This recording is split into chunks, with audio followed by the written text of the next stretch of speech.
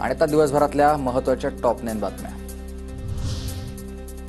विधान परिषदेच्या 2 जागांवर जाण्यासाठी राष्ट्रवादीत गर्दी। 2 जागांसाठी पक्षातून 100 पेक्षा जास्त विनंती अर्ज, मात्र अद्याप कोणाच्याच नावावर शिक्कामोर्तब नाही, सूत्रांची माहिती आहे। महाविकास आघाडीकडून मी विरोधी पक्षनेता व्हावं असं पत्र ठाकरेंनी विधानसभा अध्यक्षांना दिलंय। संख्येनं कमी असलो तरी आम्हाला विधानसभेत विरोधी पक्षनेतेपद देतील। अधिवेशनाच्या शेवटी जरी घोषणा झाली तरी त्यांनी लोकशाहीचा सन्मान ठेवला असं आम्ही समजू, भास्कर जाधवांचं वक्तव्य आहे। महाविकास आघाडीतर्फे माझ्या नावाची मी विधानसभेचा विरोधी पक्षनेता व्हावा अशा पद्धतीचे माझे पक्षप्रमुख उद्धव बाळासाहेब ठाकरे यांनी स्वतःच्या सहीनं पत्र अध्यक्षांच्या नावाने दिलेलं आहे।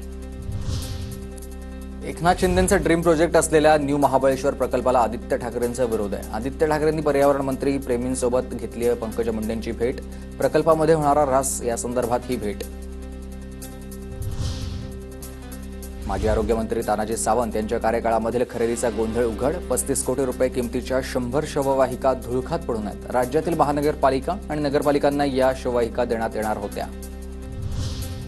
समाजवादी पक्षाचे आमदार अबू आझमी यांच्याकडून छत्रपती संभाजी महाराजांना श्रद्धांजली अर्पण करण्यात आली आहे। स्वराज्याचे दुसरे छत्रपती, पराक्रमी योद्धा, धर्मवीर छत्रपती संभाजी महाराजांच्या शहादतीदी त्यांना विनम्र आदरांजली आणि अशा शब्दात आझमी यांनी एक ट्विट केलेलं आहे। दरम्यान औरंगजेबाचं उदात्तीकरण केल्यावरून आझमींवर अधिवेशन कालावधीपर्यंत निलंबनाची कारवाई करण्यात आलेली आहे।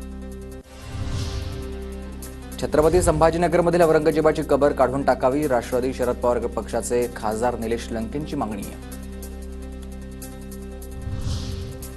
तुम्ही आमच्यावर गुंडगिरीचा आरोप करत असाल तर आम्ही 2 हात करायला तयार, निलेश लंकेंचं नाव न घेता विखे पाटलांना आव्हान आहे।